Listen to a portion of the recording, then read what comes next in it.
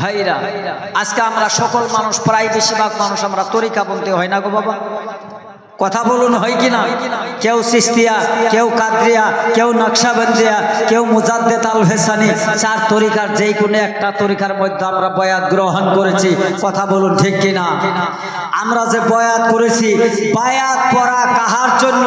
যদি এই দিকে যদি আমি হিস্টোরি নেই, আমাদের অনেক তরিকাপন্থী জাকির ভাইয়েরা আছে, আজকে আমি তেঁতুলের মতন হয়ে যাবো, উচিত কথা বললে তাদের কাছে তেঁতুল বরাবর তিতা হয়ে যাবে, কথা বলুন ঠিক কিনা? বয়াত কার জন্য দরকার? বয়াত ওই ব্যক্তি কিতাবের মধ্যে লেখলেন, বয়াত ওই ব্যক্তি গ্রহণ করতে পারে সুস্থ সবল শরীরে, যার মধ্যে 5 ওয়াক্ত নামাজ, নবীর মহব্বত, যার ভিতরে পরিপূর্ণতা শরীয়তের এলিমের সংখ্যক জানা আছে, শরীয়তের মধ্যে তার কোনো ভুল নেই, নিঃসন্দেহ শরীয়তের কাজগুলি করতে পারে। ওই ব্যক্তি আত্মশুদ্ধির জন্য, আত্মকে পরিশুদ্ধ করার জন্য, আত্মাকে পুরা শান্তি দেওয়ার জন্য, তার ওই শান্তি লাভের জন্য আরেকজন সুফি ব্যক্তির কাছে, ভিতরিয়া কালবের আত্মশুদ্ধির জন্য অন্য একজন কামিল মুকামিল পীরের কাছে বায়াত গ্রহণ করে না দেখা ঘরের বাতি জ্বালাইতে হয়, তার নামই হলো বায়াত। জুড়ে বলুন সুবহান। এখন বর্তমানে বয়াত পড়বে রাখছে ঝুঁকে, চিন্নি খাবার ঝুঁকে, কথা কোন ঠিক না?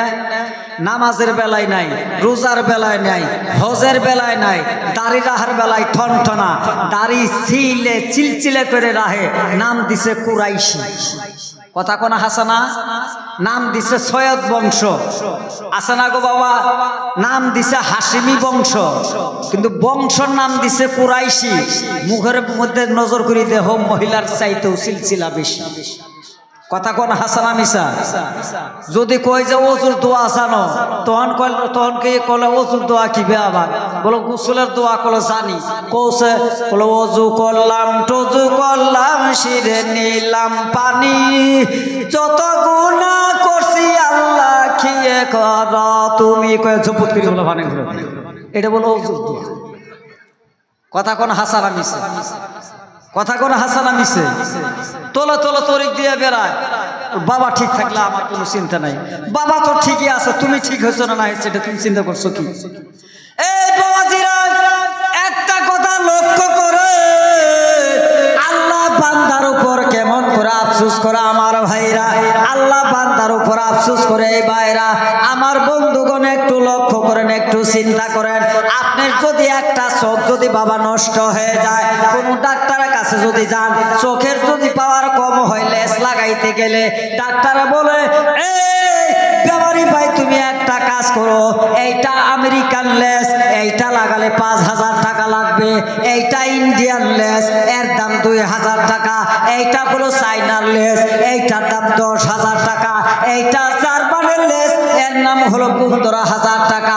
আপনি কি করলেন? বললেন সবচেয়ে ভালো লেন্স কোনটা? বলো জার্মানের। বলো কত টাকা দাম? বলো 15,000 টাকা। 15,000 টাকা দিয়ে চোখের মধ্যে লেন্স লাগায় নিয়ে আসলে বাবাজিরা, তাই বলেন তো দেখি, আল্লাহ যেটা অরিজিনাল চোখ দিয়েছিল, আপনি 15,000 টাকার দামের লেন্সটা কি আল্লাহর অরিজিনাল চোখের লেজের মতন কি হবে? কথা বলুন না কেন? হবে কি আমার ভাইরা? তাই আল্লাহ বলেন, বান্দারে দুনিয়ার জমিনে তোমাকে 2টা চোখ দিলাম, কোনোদিনে লেন্স লাগাইতে লাগে না, সুন্দর চোখ দিয়েছি বান্দা, তুমি ইচ্ছা করলে চোখের দ্বারাই ভালো মন্দ দেখো। ও বান্দা, চোখটা দিলাম কিসের জন্য বান্দা তুমি জানো না? চোখের দ্বারাই তুমি শরীয়ত মোতাবেক আমি আল্লাহর কোরআন দেখবে, চোখের দ্বারাই তুমি ভালো জিনিস দেখবে, মন্দ জিনিস তুমি বাধা দিবে, চোখের দ্বারাই তুমি কি করবে?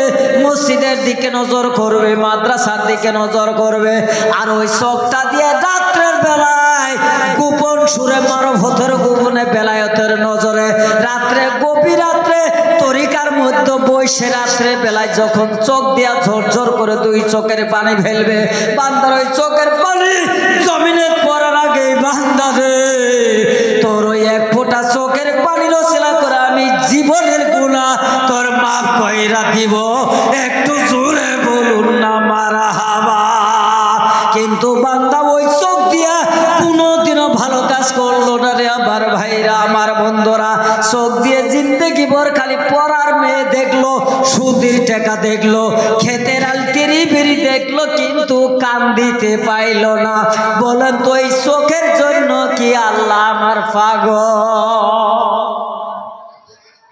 খারাপ পাইতাছেন বাবা? যদি খারাপ পায় থাকেন ওয়াজ ছেড়ে দিন। তাহলে চিন্তা করে, তাহলে এই যে দামি যে একটা চোখ দিছে, এই বাবাজিরা হাত দিছে, হাতের মধ্যে 5টা আঙ্গুল দিয়েছেন, ব্রেন দিয়েছেন, কিডনি দিছে, দেশে না গো বাবা? তাহলে এইগুলো জিনিস ডাক্তার যদি বদলায় দেয়, আল্লাহ দেওয়ার জিনিসের মতন হতে পারে?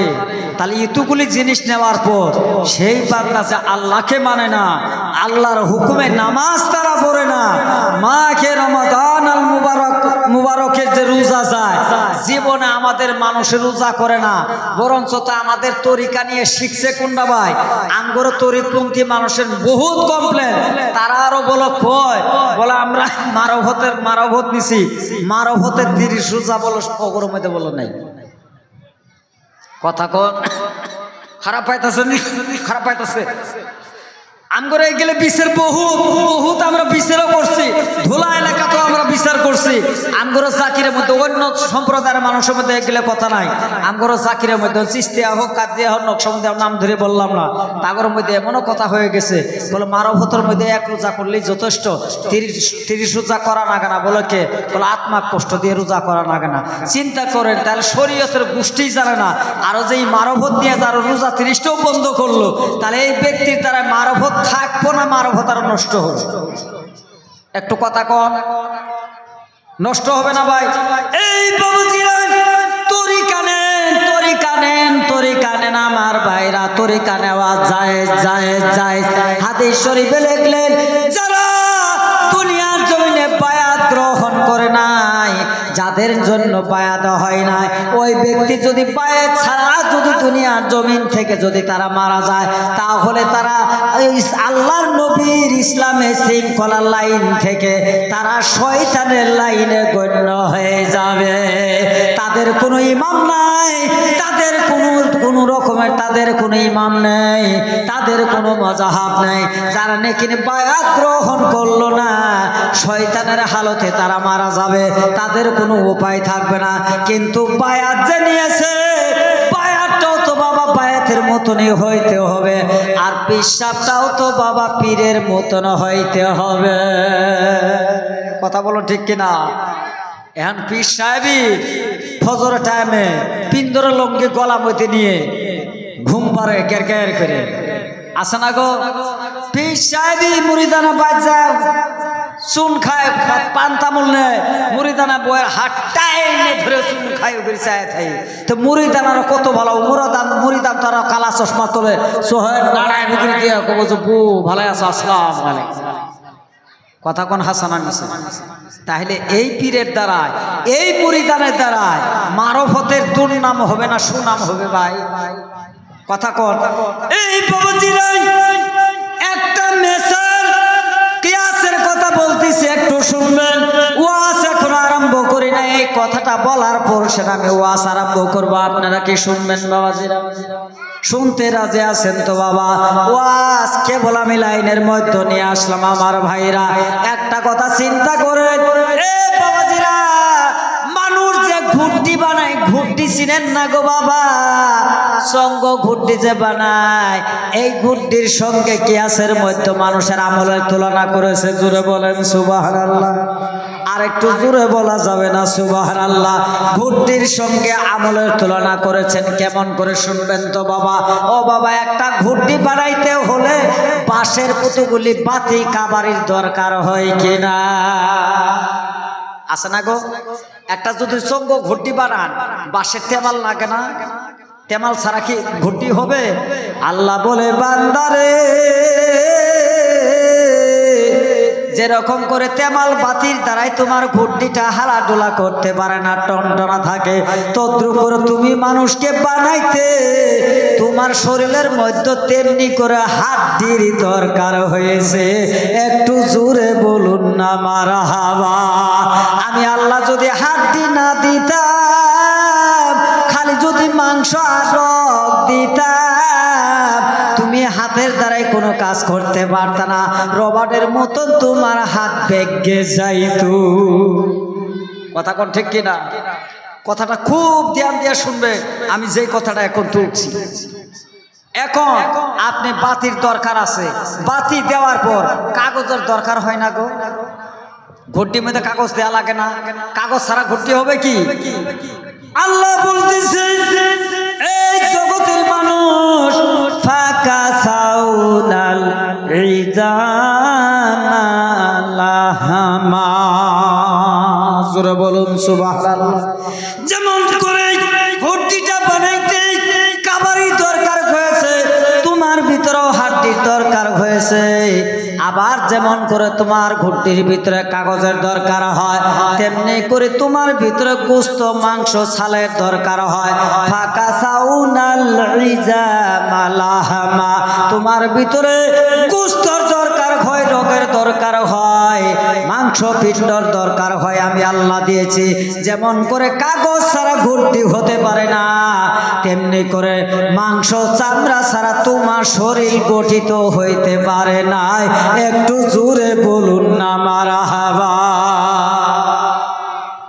এখন আপনার কাগজ জোগাড় করলেন, কাবারে জোগাড় করলেন, তাহলে ওই কাগজটা আটকানের মতো ঘুট্টির মধ্যে তালি দেওয়া না কেন গো? এই বেটারা কথা বলেন না কেন? তালি দেয় না? না দেয়? তালি দেওয়ার সময় কালোর মধ্যে কি দেয়? মধু দেয় না আঠা দেয়? কি দেয়? জোরা কর। আঠা। এই আঠাও তাও দিছে কি দিয়ে? পুনায় যে ময়দা খায়, ই তো আনকাম চেহাও নাই, এই পুনায় খাওয়া ময়দা চুরি করে নিয়ে এসে জাল দিয়ে দিছে আঠা। পোয়াতে এসে গিয়ে পুনায় খাওয়া বালি যে তুমি দেখলে জুতি থাকতো আগে বানাবার ধমক দেয় দিছে না? আচ্ছা, পুনায় যে কাম কাম করতেছে এটা মানছে কি? তার বান্দার মনে ধাউস সকলে ঘুরতে ওরাবো। আল্লাহ বলে সমস্ত ফেরেশতারা কাম কাম করেছে। আল্লাহ তুমি মানুষ দিও না,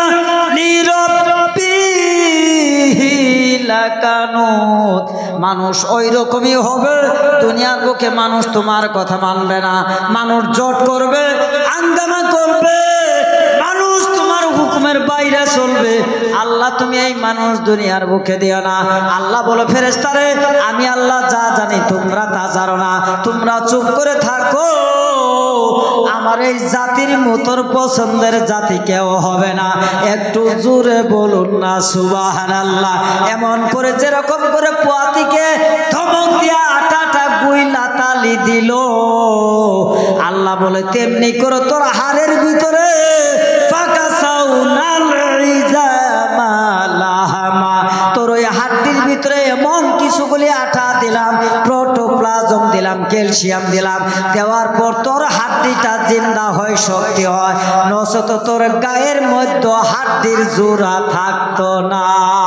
বাবা বলেন তো, হাঁটুর গিরির ভিতরে যদি ক্যালসিয়াম না থাকে, ঠ্যাঙ্গের হাড্ডি থাকবে না বাবা, খুইলা যাবে।